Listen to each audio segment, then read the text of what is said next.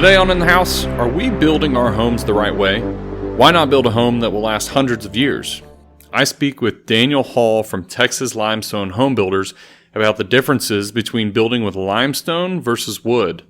Also, we touch on the building science behind this construction method, as well as the cost difference between traditional stick frame construction and limestone. If you like this episode, be sure to follow the podcast and give it 5 stars. Thanks for listening.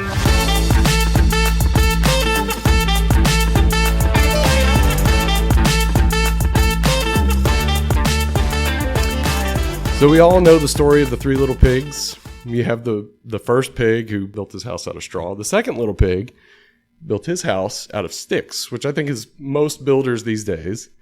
We like to build our houses out of sticks. Well, my guest on today is the third little pig. He likes to build his houses completely out of stone, which I think is better. It's going to weather the storm. So, Daniel, thanks for coming on today. Yes, I think sir. that's a nice analogy for what we're going to be talking about. So, Daniel, you're the owner of Texas Limestone Home Builders out of Fredericksburg, right? Yes, sir. And you build your houses completely out of solid limestone blocks. Just the exterior walls, yes, sir. Just the exterior walls. So you got your exterior walls and you like truss, roof on top? Yes, sir. Just your sill plates, trusses, everything else you normally do on a Nice. concrete slab. Just it's going to be 10 foot higher based on how high the walls are. Yes, sir. Cool. Well, I wanted to dive right in and really talk about maybe some of the similarities or differences between traditional, I would say, stick-built homes, slab on grade, framed houses versus what you do, which is solid limestone. So is there anything special that you necessarily need to do with the foundation or maybe the site prep work? I mean, you're talking about these blocks, which are extremely heavy. So, I mean, are we talking maybe a beefier slab, something like that, or? Yes, sir. So they're about each 2,000 pounds, about a ton a piece. And our slabs, our exterior footers are usually at least 20 inches minimum. It's only 24 inches wide. Right. And then as far as usually all we can, if we can get down to stone or something very compressive, that's what we like to get down to. So that's sitting on something that shouldn't shift at all. So yes, sir. Yeah. So your exterior footer is definitely a lot wider than your traditional, depending on how you're building in those Right. builds. Do you set those blocks in like a deep stone lug, if you will? Is it actually dropped? Yes, sir. So we drop them 1.5 inches just so it's nothing too crazy on the everything else wise. We have drops Okay. for our door jams, so you're not worrying about water coming in the thresholds and everything. Right. So it's dropped at least 1.5 inches on average, just easier putting a seal under your doors and everything. So, Yeah. And logistically speaking, I mean, how difficult is it to get the material? Where does the material come from? I mean, I'm sure there's plenty of sources around Texas. I mean, that's what we're known for is limestone. So, I mean, you can get it just about anywhere, right? So we normally source them up from Florida and Slate off those quarry beds up there. Yes, Okay. sir. Just for cost wise, instead of going for the middleman of the suppliers.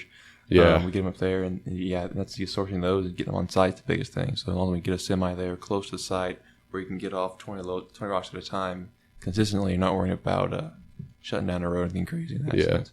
So is it completely out of limestone, or do you do any other kind of stone? I mean, you have the capability of doing anything you want, really, right? We could, yes, sir. We just mainly just the limestone we've done so far. We have people kind of question like granite or sands or something else. Yes, sir. We just kind of just take with the limestone we've known so far. So Interesting. Yeah, it seems like, I mean, Luder is also a pretty popular stone. I know it's a lot heavier. It's a lot denser. Yeah. But let's kind of go into, if you can, some of the costs too. I mean, what's the cost benefit? I mean, what's your price per square foot, and how does that really compare with, maybe a traditional stick frame house? Yes, sir. So we're kind of averaging closer to like kind of high 200s or 300 kind of starting out most of the time. Yes, sir. So I guess comparable to some home builders we have in the Fredericksburg area, like with 400, 500s, and we're not really on the high end side. We're kind of middle grade right now. Yeah. That's where we're starting out. So like cost comparable wise, when we started out in 2022, it was kind of like we were about the same price because all the COVID stuff and everything kind of at the end of that. Sure. So yeah, that made lumber skyrocket. Yeah. So I'm sure that was good for you in some ways. Yes, sir. When we were buying a lumber package for those houses, it was kind of nice because the lumber came back down when we were buying lumber. But when we're in that sense, we were like, wow, there's got to be something else. And so we kind of got lucky in that little phase. But you were just telling me that basically the structural walls are all limestone, and then you use lumber for your roof, which that could either be stick framed or trusses. Correct. And And then I'm assuming the interior partitions as well would all be just stick frame. Yeah, so we've done a few interior walls that are stone. We usually just stick frame just for easy wise, logistic wise, getting your plumbing, electrical, mechanical in. Yes, sir. Yeah. How difficult is it to run? You try to keep all your plumbing and electrical on the interior walls as much as possible, and then nothing really going up through those exterior walls. We still can. It's just kind of imagine like an old restoration. You're just cutting a groove in it, putting whatever you're in there, and mortar it back up. You kind of stay away from that. We have to because you're thinking longevity wise. You have to cut that wall off and remove that somehow. It's like, oh, that's going to kind of stink for somebody. But in general, we just cut a hole and put wherever you need to. Okay. So interesting. You're pretty. I mean, cost wise, it kind of makes sense. That's kind of the number that I had in my head because I think a typical. And I say typical, I mean, obviously you can get some production homes that, maybe run a little less per square foot. But I would say for a custom home builder who's building traditionally out of lumber, it seemed like the 3 to 4, maybe the 4 to 500 would get you a pretty average custom home. It seems like the benefits, though, with doing all stone is once you install the stone and that's it, right? Yes, that's your interior and your exterior finish, if that's what you wish. Let's talk a little bit about some of the building science of it. And, you don't need to insulate, right? Correct. Yeah. So main thing what you're saying right there, you kind of have your exterior facade and your interior kind of finish done when you're stacking the framing structural of the actual house. So people can see that kind of interior finish and exterior finish a lot sooner in that aspect too. So yeah. And then, as far as comfort, when you have that, these are 24-inch thick. So we're averaging about 18 inches thick. 18 inch. Yes, sir. Okay. So with an 18-inch thick limestone, what's the R value on a wall assembly like that? So nobody will give us the R value just based on, since it's like a little more sensitive to the kind of heating up in the wintertime. Okay. So it'll hold the heat a little more than a traditional insulation will. Sure. But like you think of like in the summertime, that heat to get through that rock would take a very long time. Right. To get through that. So in the summer, keeping that heat out is great. In that sense, like they're only giving us an actual, but like we've had equivalents to like it can be in your 20s kind of thing, equivalent wise or 30s. But it's like we can't necessarily put that on paper and can't verify that. So like it kind of acts like that much insulation in the summertime. So there haven't been a whole lot of scientific tests or studies on this, right? As far as just the R value, what that is specifically for stone, right? In the equivalence, yes, sir. I think it's more the U values what our engineers told us on it. But just like in that sense, most guys on the performance kind of or on the prescription codes, basically in the cities, they don't like going off of that kind of performance basis of kind of a dense structure like they do like New Mexico and that kind of stuff. Yeah. So.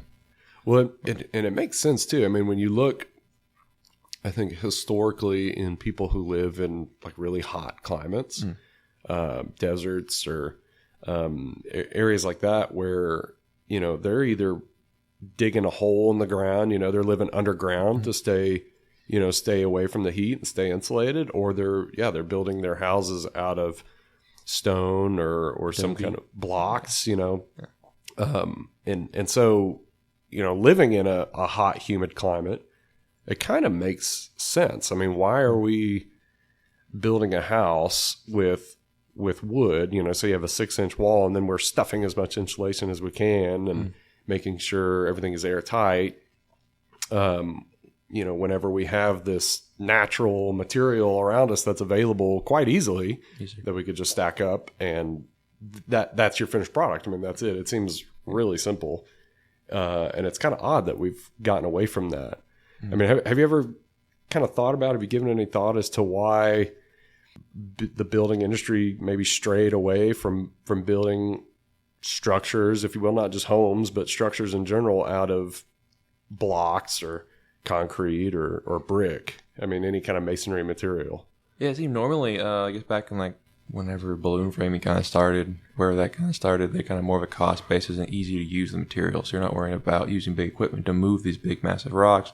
You just have a couple of guys and a couple of crew just kind of lifting up the walls, kind of framing it up. Yeah. You're kind of getting the structure of the house relatively quickly up in the sense, and then cost-wise, you're not worrying about in that sense. Right. So I think that basis might have been just a labor side of things as well as the cost side of things. People have a lot of connection with us. Yeah. It's like, it's going to cost more. It's like, in material-wise, yes. But then in that sense, like the whole assembly, it's comparable. Right. So yeah. Right. That does make sense. I mean, obviously, lumber is easier to transport and move. You don't need big machines to be able to do it.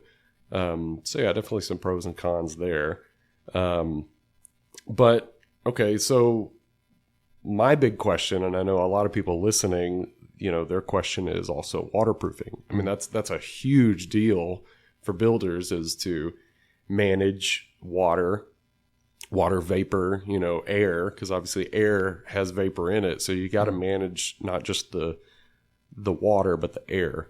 And so what's the strategy with building in this way, managing those two things? So basically, you mentioned earlier was that brick ledge we kind of put in there. So kind of that brick ledge to kind of keep all that water, if it ever gets through the bottom or inside the house, keep that kind of under and away from the house is the biggest thing, just that bulk water. Usually like waterproofing the houses, we haven't really tried anything like putting like a sealer or anything to kind of mess with that kind of natural, how it kind of absorbs water naturally. Yeah. Kind of keep that away. So mainly just kind of that density of the rock. The water might go through the first couple inches. Like if fascia rock might go through there. I don't know if wheat poles or anything behind that. But the big rocks, like to get through it 12 inches or so, it takes a very long time in that sense. But we haven't had, in that sense, like waterproofing the actual rocks themselves. Just kind of that thickness helps us kind of keep the water out. Gotcha. So, excuse, I don't know about you, but I got kind of a cough. I think it's going around. So I apologize about that. But so you're saying, I mean, even though it gets wet, you're really only penetrating, a couple inches into the rock face, and it's not actually propagating. It's finding its way back. I mean, what about the joints though? You have mortar joints that so you normally are more joints, like you might have like 3/8 kind of more joint, like you don't normally like a fascia rock. Ours are usually kind of dry stacked first, so your joints are hitting that 1/4 inch kind of thing. Okay. So they're very small in that sense, and we mortar smear over a lot of that, so that water's going to kind of go, it's going to come through like a couple inches of mortar on a very small hole to kind of get back behind that rock. So still, it's like, that's like, I don't remember percentage wise of the rock, but most of it's going to shed off before it even gets like in that joint. Okay. So. But even if we go through a wet season, or, I say a wet season, but I mean, Texas is it's a humid climate. Yes, sir. So you don't, you don't think that humidity or that moisture in the air will eventually find its way through that rock? We haven't seen it on the houses we've had. We've had one that had like a flashing joint on the window. The water kind of got around the windows and came right through really quick. And you see that leak. So the leak point of view, you'll see like, oh, the rock's leaking somewhere. So like, okay, that's a worry part from there. You're not saying, okay, it's leaking. Okay, we got to take the sheetrock off. We got to take the stud out. We got to find where that is on the outside too. You can pinpoint a leak if you have a leak fairly quickly, because you just that one big rock and where that little hole leaks all the way through. Yeah. In that sense, but we haven't seen in that sense of waterproofing in that sense. No. And I'm sure a thermal camera will point out those leaks pretty quickly. Yeah, so we thought about doing like caulking all the joints too, or putting like a backer rods or everything inside those little joints. We thought about doing that too. We're kind of just like thinking like, well, if you put a backer rod in there, you might have like a moisture problem stopping the water, and then you have a little mold problem inside the wall. So we're kind of like, let's just keep it kind of how they've done it naturally, just like not put anything more plastic inside that wall that they haven't done in the past. So like if you see a leak, we kind of know where it is. You're not like stopping it midway. Is there anything that can actually grow mold in the wall? It stays inside the wall? No, sir. It's just kind of like on the outside of the wall, you kind of see old rock fascia where you get kind of the mold and things, kind of, or like not the mold, the more of the mildew, kind of where like. So maybe things that are brought in, through the air, mold. Anything like that, or any kind of organic material that just finds its way in there. Yeah. Well, all those rocks are kind of like sponges too, so once it's inside, it's kind of like it's going to take all that moisture and dissipate into the rock. Yeah. So it shouldn't like just sit in there like it would have been on plastic. It's going to kind of dissipate through all those pores. Yeah. So and that was, like I said, waterproofing is a kind of a big deal when you consider the longevity of a house. And I think there's some benefits to building with limestone, because even if it does get wet, so what? Yeah. It'll dry out. It's not going to rot. Yeah. You're not going to have a structural failure. No, sir. It's not really going to grow mold that you might see in a house that's sheathed with plywood and has 2x4s in it. But I mean, as far as the interior comfort of the home, I mean, does that humidity not eventually find its way through and then into the interior space? You're increasing the humidity inside, or? It can, but it's kind of like cane field, so it's like it's going to you're going to radiate your heat to those rocks. Vice versa, it's really going to feel a lot cooler to your touch, and then we demidify kind of the HVAC systems nowadays, keep all that kind of mediating that a lot easier too. Yeah. So do you put dehumidifiers in all your houses? All of our air conditioning units, yes, sir. They do have that dehumidification capabilities for sure, yes. Sir. Like a separate dehumidifier that's working to pull the. Not normally. Usually just kind of the HVAC systems do fine by themselves without having to add that. Okay. So, how long have y'all been building? How long have you been in business? We've been doing it for 3 years. 3 years. Yes, sir. Okay. So. And the people that you've built for, what are some of the comments they've made, when they come back to you, as far as the comfort goes? I mean, you get any positive reviews saying like, hey, I barely have to run my AC in the summer, or, in the winter that the heater barely kicks on. Like what are people saying? Yes, there's a lot of AC wise and in summer wise for sure. They're like, it's just normal bills. They're not that bad. Like kind of just didn't notice it was even there. But in the wintertime, definitely you kind of see that when it gets cold snaps, they definitely will be like, okay, we probably should have gone with a radiant or a gas heater, not an electric heat pump, where it's like you can't keep up sometimes. So it's like keeping that heat in there is one thing they've noticed definitely got a little cooler than they're used to. You would. So do you think that's an air sealing issue where it may not be the necessarily the insulation value of the stone, but if there's air leakage getting through, like you were saying. I think it is plausible, yes, sir. Because in fact, the rock is a little air goes through it. Yeah, past it than it's like a filter. House. It's a filter. I mean, eventually the air is going to get through. So in that sense, it's in that sense probably a detriment in that sense where probably it's a possibility in the wintertime that is probably drawn through more. And then how do you when you do the roof assembly and you're setting the roof on top of the wall? I mean, what does that joint look like? Are you just doing basically like a bottom plate on top of like a pressure treated plate, and then you're setting your roof framing on that? Yes, sir. So we're doing a seal plate, and then you're dropping in wedge bolts as far as you can. Good 8 inches, or if you can, usually about 6 or 7 inches, wedge bolts down into that seal plate, into the middle of the rock. So you're just kind of hearing wood concrete. Yes, sir. And then waterproofing there, and what are your strategies for sealing that joint? I mean, that seems like a really critical joint to seal. What's the strategy there? So over those eaves and everything, yes, sir. So foam it, seal it, kind of flash it off. You do like a kick flashing that kind of kicks off the rock another 2 or 3 inches. So kind of L down and catch it, and then I down again. And you kind of get that off so you're not sitting on top of that rock at any time usually. So we kick that out as much as we can. So. Okay. I mean, what other differences do you see between building with the stone versus a traditional house that's built with wood? I mean, am I missing anything that really stands out to you? I mean, you've been building this way for several years, so. I think the biggest thing, you kind of hit those two, is kind of the assembly-wise, like longevity-wise. You're not worried about something going wrong inside your wall assembly. It's now you can pinpoint different problems you have, and then longevity-wise, you're not worried about painting, siding, touching up that kind of stuff. In that sense, it was a big kind of just like off-the-cuff kind of stuff in that sense. And I like that. I mean, the stone is that's your interior finish as well. So that brings in a lot of the the warmth of just the natural material, and you don't have this plain white wall, if you will, that's it's got some character to it. Well, it was like plaster too. We thought about kind of plastering over some of it too. If you want to really mediate that water problem in that sense, you're worried about that. You can always just like kind of plaster coat over that, or kind of in that sense drywall over the rock to make sure that kind of you almost even air seal even more. What do you listen to a lot of either YouTube videos or podcasts that talk about building science? I mean, how are you staying up with the building science, and how do you educate yourself on that? I have in the past, yes, sir. A couple of years ago, we were doing a lot of that, just kind of make sure like we're on the top of what we're supposed to do game wise, and then just kind of a lot of old reading, kind of old books, or kind of just in general, kind of old practice we looked at in that sense. So. How did you get into this? How did you get into building houses out of limestone? I mean, give me your background. Yeah, so background, kind of always had to kind of like fixing things in school and projects for my dad, everything wise, and kind of figuring out like what the best way to do something was. Yeah. Background kind of changed more until I was going to go to school for kind of be pre-med, and then just kind of didn't have the kind of sense of like wanting to stay in school for 12 years in that sense. And then a friend's like, hey, you work for an HVAC company? And I was like, Yeah, sure. Yeah. So kind of get the project management lead in that background. We're kind of making sure we got parts, making sure the guys cook the need kind of thing, make sure everything's like working like it should, kind of functioning, that kind of managing the background. That shifted from that, just kind of like almost like kind of automated myself out of the job slightly. And I was like, well, I better find something else. And then so we kind of started that back in 2020. Okay.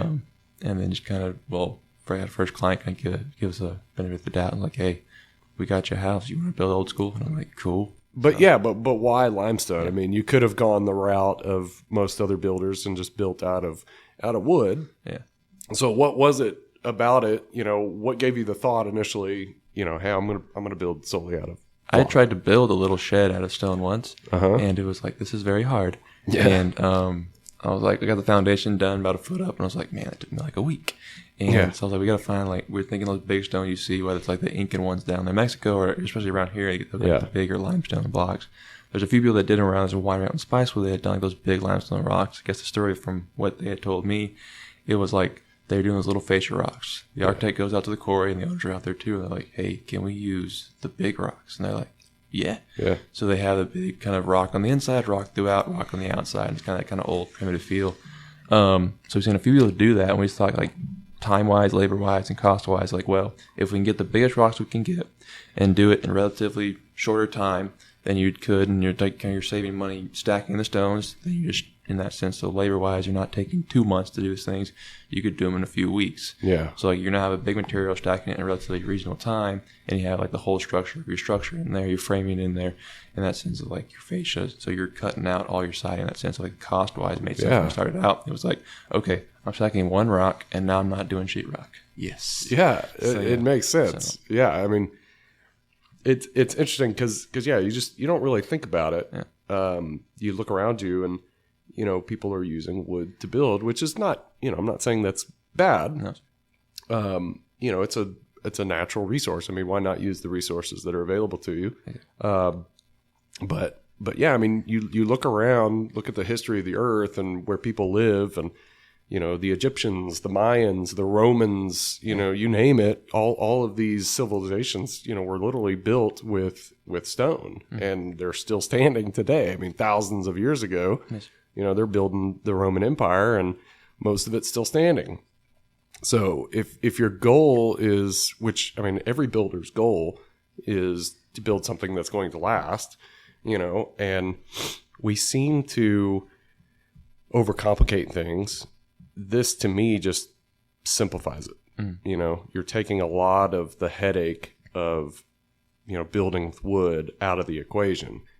You don't necessarily have your waterproofing, but your stone itself kind of helps mitigate the water, and it's going to dry, and you know, it's not going to rot, so we're not worrying about. Yeah, it's not going to rot. Yeah. But yeah, I mean, from a longevity standpoint, I mean, it makes sense.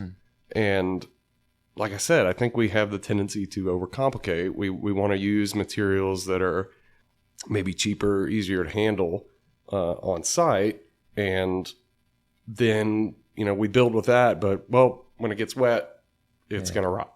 So what do? Well, we need to make sure that the waterproofing is spot on, you know. And so we build it really tight, right? We build it out of wood, and then we waterproof everything and get it really, really airtight because we don't want the air or water to get in.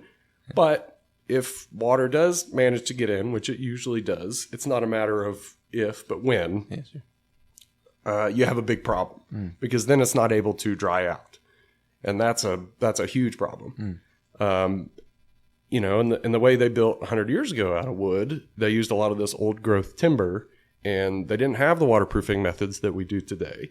But even when those structures got wet, it wasn't a big deal because it dried out, and a lot of those buildings are still standing 100 years later. So we're building really tight, and then, you know, we have a problem when it does get wet, it's not able to dry, and then it rots.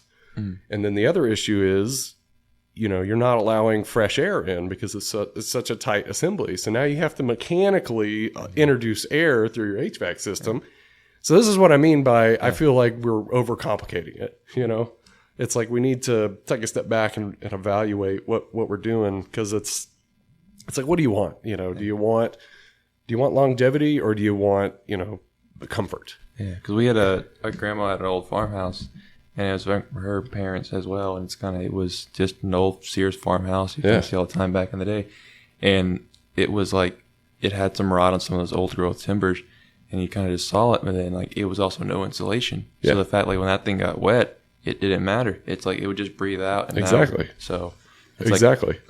And I've talked to a lot of people on this show that they'll do a lot of remodels of old homes, and that's what they'll find is, it's just a shiplap, clapboard siding on the outside, and maybe you might have some tar paper behind that.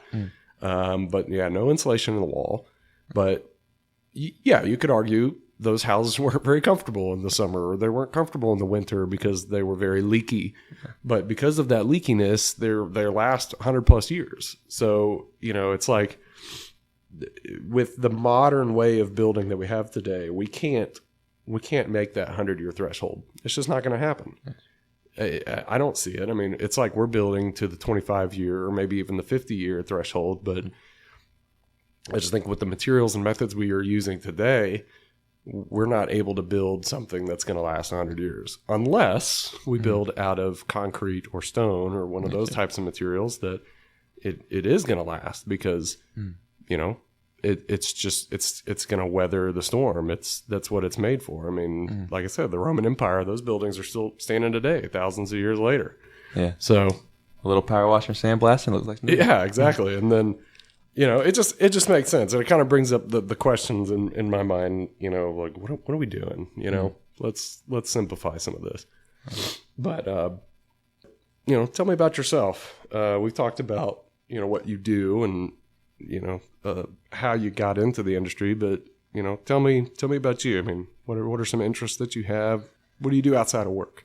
Yeah, a lot of it kind of just picked up traveling niche when I was younger, kind of mountain biking or camping outside. So kind of just nature wise, that rock kind of just fit inside too. It's like, hey, you see a national park and you see those big like rock structures, and you're like, man, we built those. Like that's kind of cool. They built those 100 years ago, and it's like that big stone structure you see once in a while in the national park is like still there. Nice. Yeah, that's cool. So. Yeah, I mean, what do you travel a lot? I am now, yes. So I used to be all just kind of in Texas, but now we're kind of traveling more out to like we're going to like Virginia out that way, and just seeing a little more country than just Texas. But there's still so much more in Texas I haven't seen. So yeah, absolutely. Texas is big. I haven't seen all of it yet. I was born here, and I certainly haven't seen it. Well, yeah. I mean, any interest you like? What good movies have you seen lately? I mean, what do you like to do? Man, I guess the good movie I seen last time was The Hunger Games, whatever the one that came out last year. The Hunger Games? The new one? The new one. How was that? It was actually, I was surprised. Really? I was like, that makes sense in The Hunger Games. I don't want to ruin it, but yeah. This is like the prequel one, right? Like you had all the trilogy. The making of Snow, yes, sir. Oh, okay. Yeah. So it kind of goes backstory of like why it's not all we've seen kind of thing. I was like, wow. Okay. Yeah. Well, I haven't seen that one. I've been kind of waiting to hear what people said about it. But I think the Hunger Games were like when we watched the ones back when they came out years ago. It was like that was in like the 75th. They were in like the 10th in this one. 75th. Oh, okay. If that's the correct one, like the Hunger Games Catching Fire was like they were 75th or something. I gotcha. And this back then, like they were in the 10th. They were just getting it felt like it was going to get going or about to stop. Yeah. That's interesting. I like to end. I've been ending on I asked everybody one question. I think it usually kind of cuts to the issue that you think is most important. Okay. If you could change one thing about the construction industry, what would it be? It's always a good question. I guess communication-wise, always a good one for everybody. We've done it ourselves and everybody else. Just communicate more as much as you can. It'd probably be a good thing in general. But we're communicating now. Yes, sir. We're getting the word out on, just like clients and contractors in general, just like more of that, just like fluidity of communication is like a big thing. We've always had a disconnect sometimes at. So yeah. What have you experienced? Sometimes like selection wise, or kind of we said this thing, kind of like in general, like just keeping everything lined out in general, construction experience wise. So yeah, organization, documentation, all that. Yeah, I know what you mean, and communication is that's a good one. Yeah, I think it's such a skill to be able to be a good communicator, and but yeah, making sure that you're on the same page with your client is, I've had that complaint a lot. Yeah. It's just sometimes, you think everything's hunky dory and everybody's on the same page, and you do something and, lo and behold, they didn't like it, or, they thought they were getting one thing, and, because we build homes that are pretty much those rough rocks. They're not always the same, like perfect chop stones. Like you're messing with some kind of new houses where you can like make sure those rocks are all the same. Ours are a little like they come rough, they come not the same half the time. So we're kind of expectation of like these are going to be a little rougher than you're used to every once in a while, and we can just kind of chip them, kind of make them like what they can be. We just kind of like it's just nature at its best sometimes. Yeah. So well, perfect. Yeah, that's always a good goal is communication, and I don't think you could ever. There's no way to over communicate. That's for sure. Yeah, it's something that you're almost annoying them because you're communicating so much with them. But it's to protect you, and it's to protect them too. I mean, you're looking out for their best interests, and so asking those questions and pushing them to get answers and approvals on things, and making sure it's well documented and everybody's on the same page. Yeah, that's a good one. But that's probably the hardest one too, is communication. So very good. Well, Daniel, I appreciate you, making the drive over here. I know you're out in Fredericksburg, so making the drive over to Austin. A little rainy today, but I appreciate your time. And I thought it was very informative to me. Everything that we build is out of wood. So when I saw what you did on Instagram, I was like, man, this is different. It's not something that I think a lot of people are used to seeing, which is strange because like we talked about, people have been building this way for thousands of years, but it's just seemed to have fallen out of popularity. And, but I hope to see it grow. I hope to see you, grow and be successful and increase your knowledge and be able to go on and do some bigger and better things. So I know that's probably your goal as well. Yes, sir. But yeah, thanks for coming on, Daniel. Absolutely.